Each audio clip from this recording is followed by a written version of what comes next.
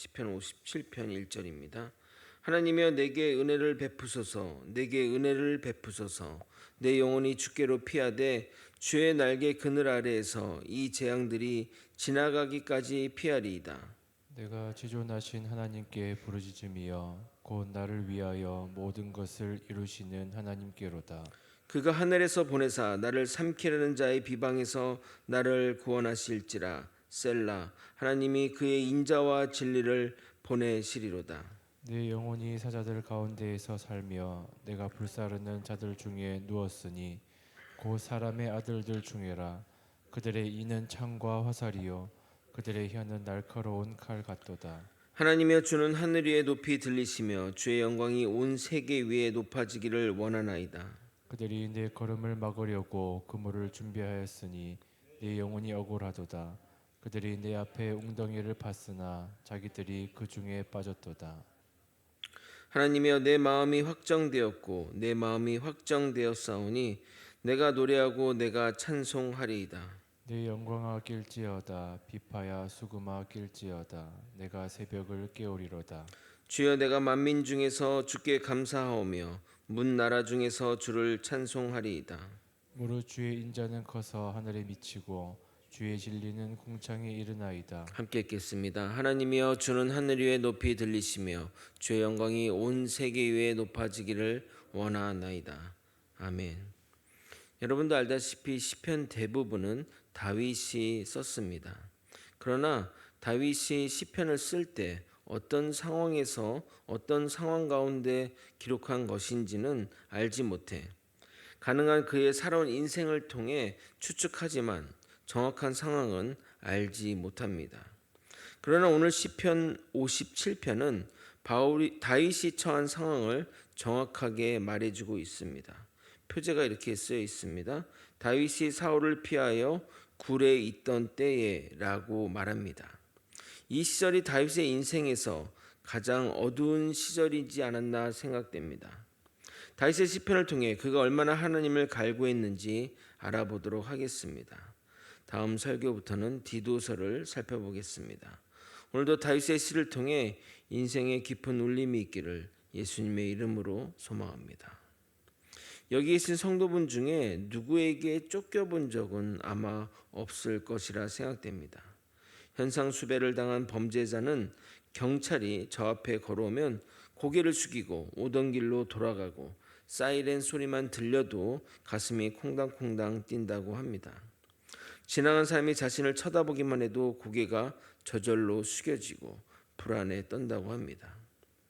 과거의 살인사건으로 현상수배되어 도망다니던 어떤 사람이 경찰에 붙잡히자 안도의 숨을 내쉬며 잡혀서 마음은 편하다고 고백했을 정도로 도망자의 삶은 결코 만만한 삶이 아닙니다.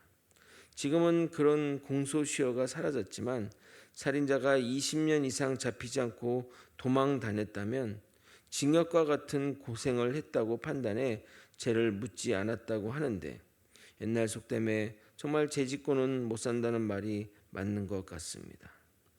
여기 다윗도 도망자의 신세를 지고 있습니다. 단순 현상 수배범도 아닙니다. 한 나라의 왕의 추격을 받고 있습니다. 그 당시 왕의 신분은 지금의 어떤 대통령과는 비교할 수 없습니다. 죽이라면 죽는 것이고 살라면 살는 모든 생사여탄권을 다 쥐고 있는 왕입니다. 다윗만 잡으면 인생을 고칠 수 있는 절호의 기회이기 때문에 전쟁의 장수들도 눈을 불을 켜고 달려듭니다. 다윗을 산채로 잡을 필요도 없습니다. 시신이라도 가져오면 대박 승진할 것이기 때문입니다. 이스라엘 여러분이 가보시게 되면 산과 계곡이 많지만 대부분이 민둥산이고 나무가 우거진 곳이 거의 없어 숨을 곳도 많지 않습니다. 그리고 이스라엘 국토의 크기가 우리나라 경상남북도를 합친 크기인지라 도망갈 곳도 많지 않습니다. 다윗이 혼자라면 그나마 나을 텐데 그 당시 다윗 주변에는 많은 무리가 다윗을 따르고 있어 쉽게 숨기도 어려웠습니다. 포위막이 점점 좁혀오고 더 이상 숨을 데가 없어 다윗의 무리는 최후의 죽음을 각오하고 동굴로 들어가게 됩니다. 동굴은 숨은 곳만 알면 잡는 것은 그리 어렵지 않습니다. 안에다 불을 지르고 밖에서 기다리면 되기 때문입니다. 다윗으로서는 절체절명의 위기에 처한 겁니다. 그런 상황에서의 다윗의 고백입니다. 얼마나 그가 하나님의 은혜가 간절했으면 다윗의 은혜를 2번 반복하며 고난이 지나가 달라고 기도하겠습니까? 1절을 한번 읽겠습니다. 하나님이여 내게 은혜를 베푸소서, 내게 은혜를 베푸소서. 내 영혼이 주께 피하되 주의 날개 그늘 아래 이 재앙들이 지나가기까지 피하리이다. 그는 동굴에 숨었지만 마음은 주의 날개 아래 숨어서 이 재앙이 지나가기를 간구합니다. 동굴은 결코 의지할 곳이 못 되지만 주의 날개 아래는 안심할 거처입니다. 우리가 환난을 겪으면 이와 같은 마음의 가짐을 가져야 할 것입니다. 물리적인 피난처가 결코 우리의 안전판이 되지 않습니다. 그래서 다윗의 몸을 동굴에 피신했지만 그의 영혼은 주께로 피한 것입니다. 그리고 주 하나님께 내 기도를 들어달라고 부르짖습니다. 아마도 그는 기도하고 나서 확신을 하게 되었나 봅니다.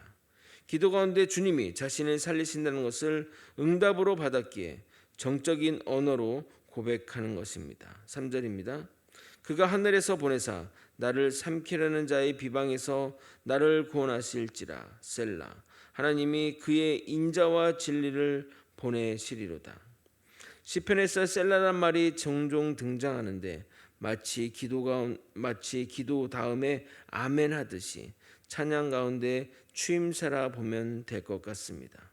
굳이 의미를 찾자면 맞습니다 주님이라는 의미입니다. 다윗은 자신이 처한 상황을 비유로 전달합니다. 맹수인 사자와 같은 원수들 사이에 존재하며 나를 태워 죽이려는 자들 사이에 있다고 고백합니다. 4절을 여러분이 한번 읽어보도록 하겠습니다. 함께 읽겠습니다. 시작. 내 영혼이 사자들 가운데에서 살며 내가 불사르는 자들 중에 누웠으니 곧 사람의 아들들 중에라. 그들의 이는 창과 화살이요 그들의 혀는 날카로운 칼 같도다. 굶주린 사자와 불은 마치 후대 예수를 믿는 자들이 받을 고난을 미리 예견한 듯한 표현입니다.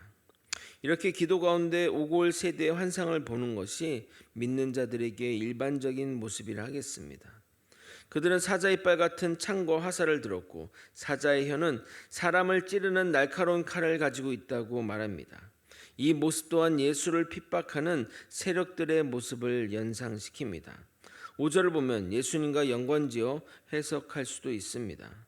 하나님의 주는 하늘 위에 높이 들리시며 주의 영광이 온 세계 위에 높아지기를 원하나이다.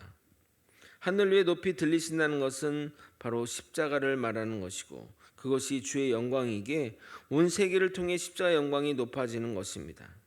그래서 어떤 학자는 이 시를 메시아 예언시라고도 말합니다. 고난받는 종의 모습이 바로 예수님의 모습이고 다윗은 예수님을 예표하는 인물이기에 더욱 그러한 해석이 무리가 되는 것은 아닙니다. 그러나 여전히 원수들은 시인을 잡으려고 그물을 치고 웅덩이를 팠다고 말합니다. 6절을 읽겠습니다. 그들이 내 걸음을 막으려고 그물을 준비하였으니 내 영혼이 억울하도다. 그들이 내 앞에 웅덩이를 팠으나 자기들이 그 중에 빠졌도다. 셀라. 시인은 자신을 마치 부모 잃은 어린 양처럼 또는 아무것도 의지할 것 없는 동물로 비유합니다. 자신을 동물로 비유하는 것은 강력한 대적에 비해 자신이 할 수 있는 것이 아무것도 없음을 나타내기 위해서입니다. 계속해서 대적들은 다윗을 압박해 오고 있습니다. 그러나 시는 대반전을 이뤄냅니다. 무슨 계기로 그렇게 되었는지는 알 수 없으나 선포적인 고백을 통해 이루어진 것이 아닌가 생각됩니다. 가끔 우리는 믿음의 선포를 통해 고난을 이겨내기도 합니다. 내가 믿음으로 이 현실을 극복하고 이겼음을 선포함으로 상황은 그대로이지만 상황을 보는 눈이 달라졌기 때문입니다. 그러므로 우리는 때론 믿음으로 선포할 필요가 있습니다. 우리는 그것을 비전이라고 말합니다. 현실이 아닌 우리에게 역사하시는 주님의 일하심을 믿으며 고백하는 것입니다. 그 유명한 7절을 여러분이 한번 읽어보도록 하겠습니다. 함께 읽겠습니다. 시작. 하나님이여 내 마음이 확정되었고 내 마음이 확정되었사오니 내가 노래하고 내가 찬송하리이다. 시인은 두 번에 걸쳐 내 마음이 주님께 확정되었고 확정되었사오니라고 고백합니다. 이 의미는 주님이 구원해 주실 것을 확신하노니 이제 걱정과 불안으로 있지 않고 노래와 찬송을 하겠다고 하는 겁니다. 정말 다윗의 주님을 향한 대단한 믿음과 신뢰가 아닐 수 없습니다. 또한 그가 처한 상황이 노래하고 찬송할 수 없는 상황에서, 아니 숨조차도 불에 있기 때문에 숨조차도 낼 수 없는 그 상황에서 찬양과 주님을 부르는 다윗의 믿음이 보는 이들에게 깊은 감동을 줍니다. 현실은 동굴에 갇혀 자신의 정체를 숨기기에 아무 소리도 심지어 숨도 낼 수 없는 상황이지만, 이 상황에서 다윗의 영혼은 비파와 수금으로 큰 소리를 내며 찬양하고 있는 것입니다. 8절과 9절입니다. 내 영광아 깰지어다, 비파와 수금아 깰지어다, 내가 새벽을 깨우리로다. 주여, 내가 만민 중에 주께 감사하며 문 나라 중에서 주를 찬송하리이다. 이러한 경험을 한 번이라도 하셨다면 다윗의 마음이 어떤지 짐작하실 것입니다. 믿음의 선조들은 정말 최악한 상황에서, 아니 위기 중의 위기 상황에서 주님께 모든 것을 맡기고 평안과 안식을 넘어 감사와 찬양하는 모습을 보여줍니다. 청력을 잃어 청각 장애인이 된 베토벤은 외부의 소리를 전혀 들을 수 없었지만 마음속으로는 수많은 명곡이 귀에 들려졌다고 합니다. 우리가 잘 알고 있는 9번 교향곡 4악장 환희의 소가 딴딴딴딴 이 노래 아시죠? 그 같은 명곡이 그의 청력이 잃은 상태에서 만들어진 것입니다. 이처럼 다윗이 처한 상황은 입 밖으로 숨을 내쉬지도 못하는 그 상황이지만 그의 내적인 내면은 주님을 신뢰하며 찬양과 감사가 쏟아지고 있다는 것입니다. 자신의 상황은 아무 소리도 내서는 안 되지만 나의 영혼은 주께 확정되었으므로 마음으로 큰 소리로 찬양하고 경배하겠다고 고백한 다윗은 이제 그 이유를 설명합니다. 한글 성경에는 그 부분이 생략되어 있지만 이유를 나타내는 접속사 키로 시작하기에 확인할 수 있습니다. 시인은 하나님을 만민과 열광 가운데서 찬양해야만 하는 이유는 하나님의 인자와 진리가 너무나 크고 광대하기 때문입니다. 10절을 읽어드리도록 하겠습니다. 무릇 주의 인자는 커서 하늘에 미치고 주의 진리는 궁창에 이르나이다. 정말 아이러니한 것은 인자와 진리는 시인이 3절에서 자신에게 보내달라고, 자신에게 이것을 달라고 간절히 요청한 것입니다. 더 이상 도망갈 곳 없는 동굴에 갇힌 다윗에게 인자와 진리는 자신을 구해줄 생명줄 같은 것이었습니다. 그에게 인자와 진리는 구원의 방패였습니다. 그런데 정말 놀라운 것은 상황은 아무런 변화가 없지만 그는 변했습니다. 다윗이 변했습니다. 그래서 주의 인자가 너무 커서 하늘에 미치고 주의 진리도 하늘에 이른다고 고백하는 것입니다. 의인들이 나를 죽이려고 사자굴에 넣고 불에 던지고 덫을 놓고 웅덩이를 팠어도 주의 인자와 진리는 끝이 없기에 그는 찬송하게 되는 겁니다. 11절을 읽고 설교를 마무리하도록 하겠습니다. 하나님이여, 주는 하늘 위에 높이 들리시며 주의 영광이 온 세계에 높아지기를 원하나이다. 아멘. 말씀을 정리하겠습니다. 거제의 소망교회 성도 여러분, 여러분은 이렇게 주님께 뜨거운 열정으로 부르짖으며 감사와 찬양을 드린 적이 있으십니까? 그리고 더 나아가 감사와 찬양이 나오지 않는 상황에서도 넘치는 감격으로 주님을 부르짖은 경험이 있으십니까?